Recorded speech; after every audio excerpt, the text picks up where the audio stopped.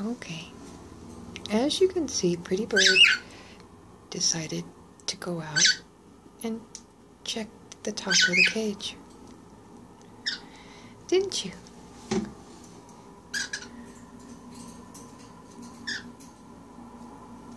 Yeah.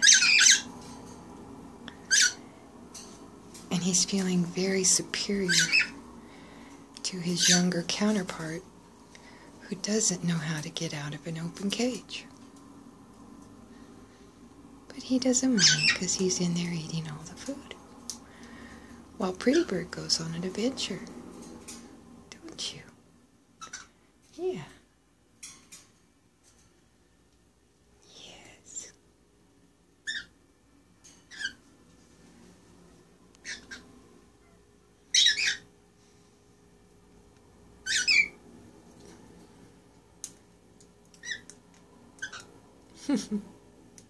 I know, you need me to get you down from there.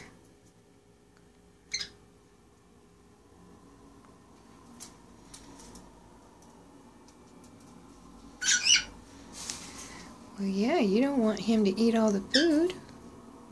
No. Okay, are you ready to go back in? Pretty Bird? Pretty Bird?